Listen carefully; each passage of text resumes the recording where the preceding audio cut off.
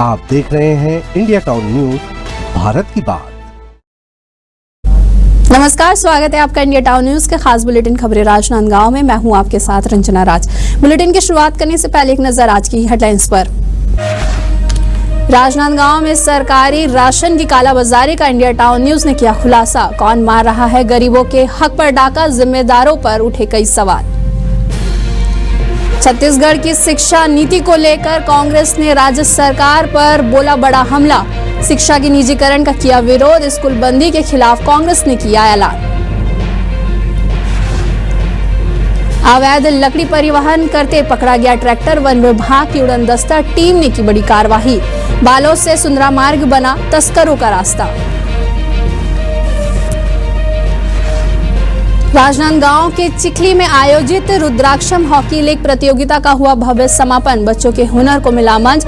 महापौर मधुसूदन यादव ने खिलाड़ियों को किया सम्मानित। करंट से भी खतरनाक निकला करंट पोल। 25 फीट से गिरकर मजदूर की हुई मौत। भ्रष्टाचार और लापरवाही के उठे सवाल, ग्रामीणों ने थाने में किया जमकर हंगामा। हेडलाइन के बाद अब खबरें विस्तार से। छत्तीसगढ़ सरकार गरीबों के लिए सस्ता राशन उपलब्ध कराने का बड़ा प्रयास कर रही है, लेकिन दूसरी ओर इस व्यवस्था का दुरुपयोग कर कुछ लोग पीडीएस के चावल की अवैध कालाबाजारी कर अमीर बन रहे हैं। वहीं राजनांदगांव शहर में ऐसी कई दुकानें सक्रिय हैं जो पीडीएस के चावल को लोगों से खरीद कर फिर शहर के आसपास के राइस मिलों में पहुंचाकर अधिक कीमत पर बेचते हैं। इस अवैध धंधे का नेटवर्क इतना व्यापक और संगठित है कि कई बार दुकानदार सरकारी राशन को बड़े पैमाने पर जमा करके रखते हैं और फिर मुनाफा कमाने के लिए इसे बाजार में बेच देते हैं। अब यह सवाल उठता है कि इस मामले में किसकी संलिप्तता है और क्या सरकार या संबंधित विभाग इस गंभीर समस्या पर कार्रवाई करेगा। आइए जानते हैं इंडिया टाउन न्यूज के संवाददाता सौरभ ताम्रकार की इस खास रिपोर्ट में। लगातार राशन में हो रहे घोटाले और राशन के बढ़ते हुए आरोप और मामलों को देखते हुए इंडिया टाउन न्यूज ने पहले भी एक खबरें दिखाए हुए थे, जिसमें खाद्य अधिकारी तो अपने चैम्बर पर बैठते नहीं है, लेकिन आज वही का एक प्रारूप यहाँ पर जो कार्रवाई ना करने की है वो साफ तौर पर इस घर में, इस सूने मकान में देखने को मिल सकता है। अभी हम मकान के अंदर में घुस रहे हैं और मकान के अंदर में जो आप ये बोरियां देख पा रहे हैं, ये कहीं ना कहीं एक बड़ा खुलासा कर रहा है उस चोरी को लेकर के, उस अवैध रूप से कारोबार को चलाने को लेकर से। एक रूम में आप ये तस्वीरें देखें और दूसरे रूम में आप ये तस्वीरें देखेंगे, जिसमें जो अधिक से अधिक जो बोरे हैं, तकरीबन 15 बोरे यहाँ पर नजर में आ रहे हैं, 15 बोरे उस कमरे में नजर में आ रहे हैं। आपको इस खबर के माध्यम से मैं दिखाना चाहूंगा कि यहाँ पर जो बोरी फूटी हुई है, यहाँ आप देख पा रहे होंगे कैमरे के माध्यम से, तस्वीरों के माध्यम से देख पा रहे होंगे कि ये जो बोरों में जो चावल है वो पीडीएस के चावल है। सरकार द्वारा जो गरीबों को राशन दिए जाते हैं वो वाले चावल है। बतौर सूचना मिलते ही इस वार्ड के, अभी हम वर्तमान में लखोली के वार्ड में खड़े हुए हैं, वार्ड नंबर 36 पे, और लखोली के जो पूर्व पार्षद है, जो भारतीय जनता पार्टी के पार्षद हैं, आशीष डोंगरे, उनके द्वारा फोन के माध्यम से पता चलता है कि इस सुने हुए मकान में कई बोरे पीडीएस के चावल के यहाँ पर डम करके रखे हुए। अब सवाल ये उठता है कि आखिरकार ये मकान किसका है और ये चावल किसका है। बड़ी बात आपको ये बता दें कि सरकार जो है वो गरीबों को मुफ्त राशन भी बांट रही है और जो कार्डधारी है उनको कार्ड के अनुसार, कार्ड के अनुरूप में 1 रुपए, 2 रुपए और 3 रुपए किलो के माध्यम से भी राशन बांट रही है। लेकिन अब वही सोचने का विषय ये है कि जब सरकार का राशन लोगों तक के नहीं पहुंच पा रहा है तो वो राशन ऐसे सूने मकानों में देखने को मिल सकते हैं।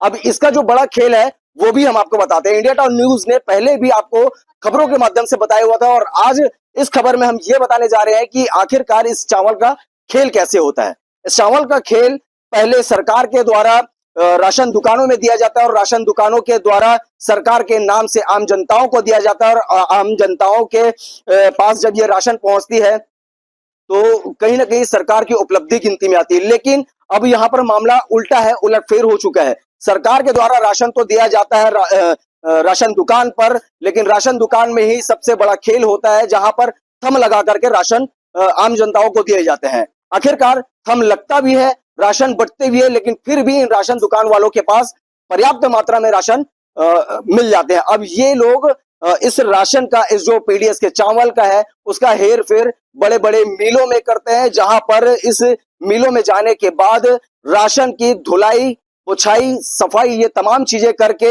उनको अन्य रूप दे करके इस चावल का रेट दुगना करके वापस से मार्केट में बेचा जाता है। यहाँ से बड़ा खेल होता है। अभी हमारे साथ में स्वाट के पार्षद भी मौजूद हैं, उनसे भी बात करने की कोशिश करेंगे और इस खेल को लेकर के उच्च अधिकारियों का क्या कुछ कहना रहता है, पुलिस विभाग का क्या कहना रहता है, साथ ही खाद्य विभाग से आए हुए टीम जो यहाँ पर मौजूदा रूप में है उनका क्या कुछ कहना रहता है। तमाम चीजें हम आपको अन्य तस्वीरों के माध्यम से दिखाएंगे, मगर फिर भी वर्तमान में अभी हमारे साथ पूर्व पार्षद आशीष डोंगरे जी, सरकार आपकी है, पूर्व में भी इस प्रकार के मामले आपने कई पकड़े हुए थे। आज राशन का एक जो डंप जो सूने मकान में डंप हुआ राशन है, गरीबों के हक का हनन हो रहा है। सरकार जनता की है, सरकार चोरों की नहीं है और चोरों पर सरकार बिल्कुल अपना डंडा चला रही है। जैसे कि मैंने आपसे पहले भी कहा था कि क्या बोलते हैं, इस राशन की हेरा फेरी में राशन दुकानदारों वालों का बराबर हाथ है। जब एक मंदिर से जब चप्पल चोरी नहीं हो सकती तो फिर उसके राशन दुकान से राशन कैसे निकल रहा है। कोई गरीब महिला जिसको आंख से नहीं दिखता, जिसके हाथ की उंगलियां काम नहीं करती है ना, जिसका थंब नहीं लगता, उसको राशन देने के लिए वो मना कर देते हैं कि जाओ आपका अंगूठा इस थंब में एक्सपायर नहीं कर पा रहा है ना, तो आपको राशन नहीं मिलेगा, आप अपने किसी परिवारजन का नाम जुड़वाओ। जब वो उसको बिना राशन दिए जब भेज सकती है तो ये राशन चोरों को वो राशन कैसे दे रही है। एक तो राशन चोर के साथ ये राशन दुकान वाले पूरे कमीशन खोरी के साथ मिले हुए हैं। और ये मेरे ही वार्ड की बात नहीं, लाखोली में 5 वार्ड है, 5 वार्ड में 25,000 की आबादी है, 32 कट्टा चावल पकड़ा है। मतलब कितने गरीब जनता के साथ अन्याय हो रहा है। मोदी जी, हमारे राज्य के यशस्वी मुख्यमंत्री आदरणीय विष्णुदेव साय जी, डॉक्टर रमन सिंह जी की देन है ये कि गरीबों के लिए सोचते हैं, गरीबों के लिए करते हैं, गरीबों के लिए मरते हैं और गरीबों के लिए मिटते हैं। उसके बाद भी ये कमीशन खोरी, ये चाल खोरी और ये चावल चोरी, नहीं पता ये राशन दुकान वालों को क्या ऐसा मिलता है कि गरीबों के साथ अन्याय करने में, गरीबों के पेट में लात मारने में, गरीबों का चावल छीनने में। मैं तो आप लोगों के माध्यम से कहना चाहता हूं कि ये जितने भी क्या बोलते हैं राशन दुकान वाले हैं, मैं आपके इलेक्ट्रॉनिक मीडिया के माध्यम से कहना चाहता हूं कि वो कान खोल के सुन ले। अगर ये जितना भी चावल का धंधा कर रहे हैं, अगर ये कल की डेट में अगर चावल चोरी का धंधा बंद नहीं किए तो मैं अपने पूरे टीम के साथ, अपने पूरे वार्ड वासियों के साथ जाके पूरे 5 वार्ड की राशन दुकान में ताला मैं खुद लगाऊंगा। वर्तमान में देखा जाए तो एक बंद कमरे के अंदर में सूने मकान में 32 कट्टा राशन मिला है, गरीबों के हक का हनन हो रहा है। लेकिन पूर्व की बात किया जाए और वर्तमान की बात किया जाए तो सरकार आपकी है, कार्रवाई जीरो है। कार्रवाई आप जीरो बोल नहीं सकते, क्योंकि यहाँ पर एक भारतीय जनता पार्टी का सक्रिय कार्यकर्ता खड़ा है। अगर यहाँ पर अगर कोई भी चीज अगर शून्य होता तो यहाँ पर मैं शाम के 5 बजे से बैठा हूँ और अभी का टाइमिंग हो रहा है 9। अगर शून्य होता तो मैं कार्यकर्ता बीजेपी का यहाँ पर हटता। मैं डट के खड़ा हूँ शाम के 5 बजे से और बराबर मैं एसडीएम से लेके टीआई से लेके सीएसपी से लेके मैंने फूड अधिकारी जो रविंद्र सोनी जिनका नाम है उनको तक फोन लगाया। उनके माध्यम से फिर मैंने आप लोगों को फोन लगाया और आप लोग सामने देख रहे हो, दूध का दूध और पानी का पानी आपके सामने है। देखिए, कहीं ना कहीं ये राशन का जो घोटाला है, राशन की जो हेरा फेरी है, ये एक बड़ा सवाल खड़े कर दे रहा है लोगों के बीच में, जो लोगों के हक का, लोगों के अधिकार का हनन हो रहा है। चलिए बढ़ते अगली खबर की ओर, जहां राजनांदगांव की चिखली स्थित पूर्व माध्यमिक शाला परिसर में आयोजित रुद्राक्षम हॉकी लीग प्रतियोगिता का भव्य समापन हुआ। समापन समारोह में राजनांदगांव नगर निगम के महापौर मधुसूदन यादव मुख्य अतिथि के रूप में उपस्थित रहे। इस लीग में 5 वर्ष से लेकर 21 वर्ष तक के खिलाड़ियों ने भाग लिया, जिनकी खेल भावना और ऊर्जा ने दर्शकों को मंत्रमुग्ध कर दिया। प्रतियोगिता का आयोजन प्रसिद्ध हॉकी खिलाड़ी मृणाल चौबे की अगुवाई में हुआ, जिन्होंने पूरे कार्यक्रम को कुशलता पूर्वक संचालित किया। वहीं प्रतियोगिता में 21 टीमों ने भाग लिया, जो जिले के विभिन्न क्षेत्रों से आई थी। सबसे पहले रुद्राक्षम वेलफेयर सोसाइटी, इसके करता धरता मृणाल चौबे, सुनील साहू और उनकी पूरी टीम को मैं अपनी ओर से इस बहुत ही उत्सवपूर्ण हॉकी टूर्नामेंट के लिए शुभकामनाएं देता हूं। और ऐसे ही आयोजनों से राजनांदगांव के अंदर हॉकी का जो पुराना प्रदर्शन है वो वापस लौटेगा। इसकी एक झलक हम सब लोगों ने यहाँ पर देखी है। पहले भी हमारे राजनांदगांव शहर के अलग अलग क्लस्टर में चाहे बसंतपुर में गोपाल सरंगे हॉकी टूर्नामेंट हो, चाहे बरकापारा में जानब कनेडी हॉकी टूर्नामेंट हो, यहाँ युवा क्लब के द्वारा MC11 के द्वारा मिलचाल में, शहीद राधे क्लब के द्वारा मोतीपुर में, ऐसे बहुत सारे टूर्नामेंट राजनांदगांव के अंदर क्लस्टर स्तर पे होता था और पूरे शहर के बच्चे वहाँ जाते थे, वहाँ से खिलाड़ी निकलते थे और फिर पैंथर्स क्लब, सिटी क्लब, स्वस्तिक क्लब, लाल बाग क्लब, आपका मिलचाल, LC11, ऐसे बहुत सारे क्लब राजनांदगांव के अंदर थे। इतनी टीमें राजनांदगांव के अंदर थी जो केवल राजनांदगांव में ही नहीं, राजनांदगांव के बाहर जा कर के भी राजनांदगांव का नाम रोशन करते थे। तो मुझे उम्मीद जगी है कि इस मैदान को, यहाँ के बच्चों को और यहाँ के आयोजकों को प्रोत्साहित करने से निश्चित रूप से हमारे बीच बहुत अच्छे खिलाड़ी होते हैं। Rudraksham welfare society Rajnandgaon hockey league का आयोजन 3 से 8 जून तक इस चिखली स्कूल के मैदान में किया गया था। बहुत बृहद रूप से इस कार्यक्रम को आयोजित किया गया और यहाँ पर आज दिनांक 8 तारीख को इस कार्यक्रम का समापन समारोह और पुरस्कार वितरण समारोह था, जिसमें मुख्य अतिथि के रूप में आदरणीय मधुसूदन यादव जी उपस्थित हुए। हमारे इस प्रतियोगिता को आयोजित करने के पीछे हमारा मकसद यह था कि पटरीपार क्षेत्र के समस्त खिलाड़ियों को हम इस मैदान से जोड़े और खेल शिक्षा व अनुशासन के साथ उनको नशा से दूर रखने का प्रयास इस खेल के माध्यम से हम करें। बड़े ही गर्व की बात है कि 2 बच्चों से इस मैदान की शुरुआत हुई थी और 2 से 10, 10 से 20 करते हुए आज लगभग 250 से 300 बच्चे हमारे इस मैदान से जुड़े हुए हैं और आगे भी इस सिलसिला को जारी रखा जाएगा और इसी प्रकार से आयोजन करते हुए आगे भी खिलाड़ियों के लिए हम कार्य करते रहेंगे और उनको हम आगे बढ़ाते रहेंगे। बालोद जिले में अवैध लकड़ी तस्करी के खिलाफ वन विभाग की उड़नदस्ता टीम ने एक बड़ी कार्रवाई करते हुए एक ट्रैक्टर को जब्त किया है। टीम ने बालोद सुंदरा मार्ग पर स्थित भोतली गांव के पास गश्त के दौरान संदिग्ध ट्रैक्टर को रोका और तलाशी लेने पर अवैध लकड़ी बरामद की गई है। फिलहाल लकड़ियों की बाजार कीमत आकलन किया जा रहा है। मिली जानकारी के अनुसार लकड़ी तस्करी जगन्नाथपुर, साकरा और सुंदरा क्षेत्र से रातों रात पेड़ों की कटाई करते हैं और फिर सुबह उन लकड़ियों को मिलों तक पहुंचाने की कोशिश करते हैं। वहीं वन विभाग की यह कार्यवाही अवैध तस्करी नेटवर्क के लिए एक कड़ा संदेश मानी जा रही है। चलिए बढ़ते हैं अगली खबर की ओर, जहां छत्तीसगढ़ की शिक्षा नीति को लेकर कांग्रेस ने राज्य सरकार पर बड़ा हमला बोला है। बालोद में आयोजित एक प्रेस कॉन्फ्रेंस के दौरान कांग्रेस नेताओं ने दावा किया है कि भाजपा सरकार प्रदेश भर में 10,463 सरकारी स्कूलों को बंद करने जा रही है, जिससे हजारों शिक्षक बेरोजगार और लाखों बच्चों की पढ़ाई अधर पर पड़ जाएगी। कांग्रेस नेता विपिन मिश्रा और जिला अध्यक्ष चंद्रेश हिरवानी ने प्रेस वार्ता में कहा कि यह नीति गरीब और ग्रामीण तबके के बच्चों की शिक्षा को खत्म करने की एक सुनियोजित साजिश है। उन्होंने आरोप लगाया है कि राज्य सरकार शिक्षा का निजीकरण कर सिर्फ अमीरों के बच्चों को लाभ पहुंचाना चाहती है, जबकि गरीब बच्चे शिक्षा से वंचित हो जाएंगे। कांग्रेस ने इस निर्णय के खिलाफ चरणबद्ध आंदोलन की घोषणा की है। वहीं पार्टी नेताओं ने कहा है कि अगर सरकार ने फैसला वापस नहीं लिया तो वह जिला स्तर से लेकर राजधानी रायपुर तक विरोध प्रदर्शन करेगी। भाई हम लोग कोई मुद्दा नहीं बना रहे हैं, हम लोग छत्तीसगढ़ के जो हमारे स्टूडेंट हैं, जो हमारे टीचर, उनके साथ हम खड़े हैं, क्योंकि जनता ने हमें विपक्ष की भूमिका में रखा है और ये हमारा कर्तव्य बनता है कि हम जनता की आवाज उठाएं। और आज युक्तियुक्तकरण के द्वारा कितने सारे स्कूलें बंद हो रही हैं। आज जो हमारे नौजवान छात्र हैं, जो इंजीनियरिंग किए हैं, जो BEd DEd किए हैं, उनको इंतजार था कि वैकेंसी कब आएगी, मगर भारतीय जनता पार्टी वैकेंसी देने की तो बात छोड़ दीजिए, इस पद को ही खत्म कर रही है। ये बहुत बड़ा मुद्दा है। आगे चल के क्या रणनीति रहेगी कांग्रेस की रणनीति? आज तो प्रेस कॉन्फ्रेंस हुआ है, 5, 6, 7 तारीख को प्रेस कॉन्फ्रेंस हुए हैं सारे जिला मुख्यालयों में।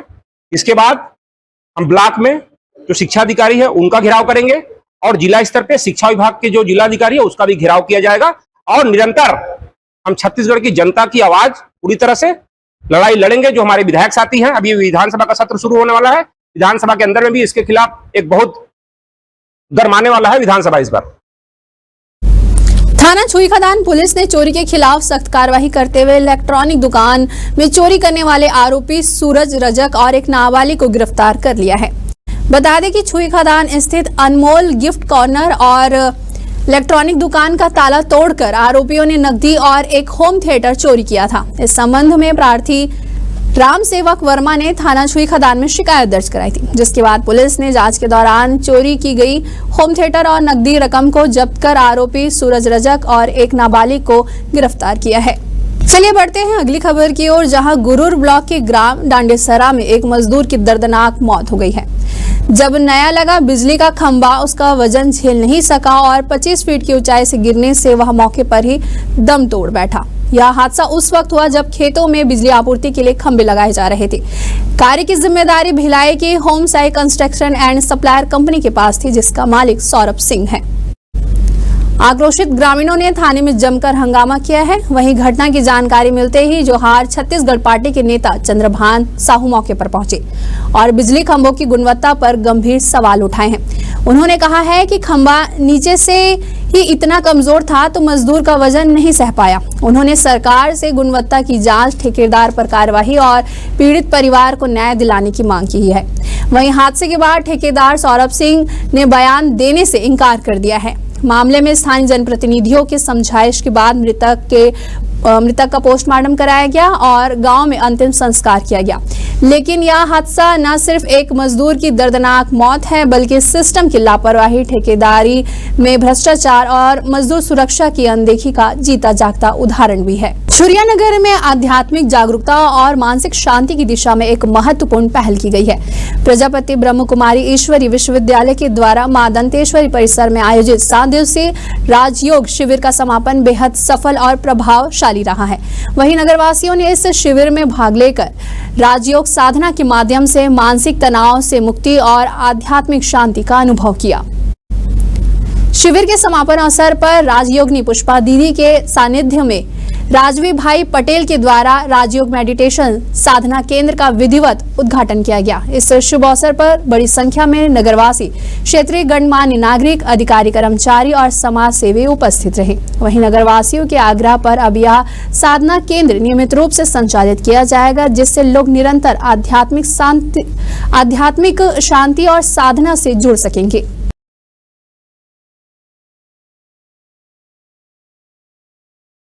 प्रजापिता ब्रह्मा कुमारी ईश्वरी विश्वविद्यालय एक आध्यात्मिक शैक्षणिक संस्थान है और ये मानव जगत का कल्याण के लिए हमें अनुभव है। वास्तव में यहाँ से जुड़ने के बाद मानव का संपूर्ण आध्यात्मिक शैक्षणिक विकास होता है और एक सकारात्मक सोच परिवर्तन होता है। इसलिए इस वनांचल क्षेत्र में यह संस्था खुला है और हम सभी मानव जगत से ये अपेक्षा करते हैं कि ईश्वर का सत्य ज्ञान वो अपने जीवन में धारण करे और संपूर्ण अपना विकास करे। ओम शांति। छुरिया में ब्रह्म कुमारी विश्वविद्यालय यहाँ खुल गया है सेंटर, जिससे यहाँ आने से हमें सुख, शांति, आनंद, प्रेम की अनुभूति होती है और यहाँ हमें आत्मा और परमात्मा का ज्ञान सिखाया जाता है। सबसे पहले मैं प्रजापिता ब्रह्म कुमारी विश्वविद्यालय का धन्यवाद करना चाहती हूँ कि इतना अच्छा से यहाँ मतलब ओपनिंग हुआ है। सबका कल्याण होगा इससे। मैं आती हूँ यहाँ रोज़ और मेरे को बहुत अच्छा लगता है, बहुत एनर्जेटिक फील होता है। दिन भर का मेरा जो काम है ना पता नहीं चलता है। बाबा की छत्र छाया में रहती हूँ और बहुत ही मन को शांति मिलती है। मैं जो प्रॉब्लम से निकली हूँ उसके लिए मैं बाबा को बहुत बहुत शुक्रिया करती हूँ और सारी यहाँ की बहनों को, खासकर बड़ी दीदी को और मेरी यहाँ और क्लोज भाई आत्माएं हैं, सबका मैं धन्यवाद करती हूँ। ओम शांति। जब से मैं इस विश्वविद्यालय से जुड़ा हूँ तब से मेरे जीवन में जो भी संस्कार परिवर्तन थी, कई चीज़ों में परिवर्तन और सकारात्मक दृष्टिकोण से नकारात्मक दृष्टिकोण मेरे जीवन में आया तथा मुझे अपने जीवन में बहुत कुछ प्राप्तियां हुई। मैं सभी चाहता हूं जिन व्यक्तियों के जीवन में किसी प्रकार की बातें हैं वो इस संस्था से जुड़कर अपना सुधार कर सकता, संस्कार परिवर्तन कर सकता है। राजनांदगांव जिले के मोहर क्षेत्र के वार्ड क्रमांक 49 के निवासियों ने कलेक्टर कार्यालय पहुंचकर शिकायत दर्ज कराई और ज्ञापन सौंपा है। उनकी मांग है कि नदी किनारे बनाए जा रहे तटबंध के कारण क्षेत्र में भूजल स्तर तेजी से नीचे चला गया है, जिससे सिंचाई और घरेलू उपयोग के लिए पानी का संकट गहरा गया है। वार्डवासियों का कहना है कि तटबंध निर्माण का उद्देश्य भले ही नदी के कटाव को रोकना हो, लेकिन इसका प्रतिकूल प्रभाव वहां के भूजल पर पड़ रहा है। बोरवेल और कुओं में पानी पूरी तरह से सूख चुका है, जिससे किसानों की फसलें प्रभावित हो रही है और आम जन को पेयजल के लिए संघर्ष करना पड़ रहा है। वहीं क्षेत्रवासियों ने मांग की है कि तटबंध निर्माण कार्य को तत्काल रोका जाए और इस समस्या का समाधान निकाला जाए। जी, हम ग्राम मोहड़ वार्ड नंबर 44 से आए हैं, 49 से, और हमारा मांग ये है कि 7 साल पहले 2020 के करीब पिचिंग का काम हुआ है, नदी में तटबंधन का कार्य हुआ है भूमि के कटाव को रोकने के लिए, जिससे कि लापरवाही के कारण अभी हमारे गांव के बहुत से जो जमीनों का जल स्तर, ग्राउंड वाटर लेवल प्रभावित हो गए हैं और उसको सूखे का सामना करना पड़ रहा है। और मौजूदा स्थिति में यह है कि अभी वर्तमान में और सर्वे हुआ है उसी प्रोजेक्ट को आगे बढ़ाने के लिए शासन द्वारा, क्योंकि हम लोग ये नहीं चाह रहे हैं कि हमारे गांव के जो ग्राउंड वाटर लेवल है, जो 25 से 30 फीट में पानी उपलब्ध हो जा रहा है, वो पिचिंग करने से वो प्रभावित हो सकता है, जिससे कि हमारे गांव के लगभग 1500 एकड़ काश्तकारी भूमि प्रभावित होगा। राजनांदगांव जिले के ग्राम पंचायत धारा के अंतर्गत वार्ड क्रमांक 1 रानीगंज के रहवासी बड़ी संख्या में कलेक्टर कार्यालय पहुंचे और अपने लंबे समय से चली आ रही मांगों को लेकर ज्ञापन सौंपा। गांव के लोगों की मांग है कि उन्हें पर्चा पट्टा अब तक नहीं मिला है, जिससे उन्हें कई सरकारी योजनाओं और सुविधाओं से वंचित रहना पड़ रहा है। ग्रामीणों का कहना है कि रानीगंज वार्ड में लगभग 60 से 70 परिवार रहते हैं, लेकिन आज तक किसी को भी सरकार की ओर से आधिकारिक पर्चा पट्टा जारी नहीं किया गया है। इससे न सिर्फ उनकी पहचान साबित होने में दिक्कत हो रही है, बल्कि राशन कार्ड, पेंशन और अन्य सरकारी योजनाओं का लाभ लेने में भी उन्हें परेशानी हो रही है। ग्रामीणों ने बताया कि वे पहले भी कई बार इस मुद्दे को लेकर शिकायत दर्ज करा चुके हैं और ज्ञापन भी सौंपे हैं, लेकिन अब तक कोई ठोस कार्रवाई नहीं हुई है। ग्राम पंचायत धारा वार्ड नंबर 1, 2 रानीगंज। हम पर्चा पट्टा के मांग से हम कलेक्टर महोदय के पास सब ग्रामवासी वार्डवासी पहुंचे हैं। के परिवार है जिला पट्टा चाहिए? करीब 60 से 70 परिवार है जो भूमिहीन है। अब कई वर्षों से हम लोग कलेक्टर कार्यालय, तहसील कार्यालय कई बार आवेदन दे चुके हैं। हम लोगों के पट्टा अभी तक से नहीं बना है। इसी पट्टा बनवाने के लिए कलेक्टर महोदय के पास अभी 5 तारीख को डोंगरगढ़ में शिविर था, वहाँ पर जाकर भी हम लोग आवेदन दिए हैं और आज सोमवार को अपन कलेक्टर महोदय के पास आवेदन दिए हैं। पर्चा पट्टे के लिए सर के पास आए थे हम लोग और बहुत दिन से वहाँ के निवास हैं। हम लोग 60-70 साल हो गए वहाँ रहते हैं, तो पर्चा पट्टा नहीं है, तो इसी कारण आए थे सर के पास। पर्चा पट्टा नहीं है तो कहाँ तकलीफ होता है? मतलब आवास के लिए आवास रुक गए हैं, इसी कारण आए हैं सर हम लोग पर्चा के लिए। कितना परिवार है? मतलब 60 घर के ऐसे करीब है सर वहाँ। वक्त हो चुका है एक छोटे से ब्रेक का। खबरें और भी है, बने रहिए इंडिया टाउन न्यूज के साथ। अब खबर आपकी उंगलियों पर, हर खबर पर हमारा नजरिया। इंडिया टाउन न्यूज, भारत की बात। ब्रेक के बाद आप सभी का स्वागत है। चलिए बढ़ते हैं अगली खबर की ओर। भारतीय जनता पार्टी मंडल छुरिया के द्वारा प्रदेश नेतृत्व के आह्वान पर रानी अहिल्याबाई होलकर की जयंती उत्साह के साथ मनाई गई। यह आयोजन छुरिया में सामाजिक समरसता और ऐतिहासिक गौरव को सम्मान देने के उद्देश्य से किया गया।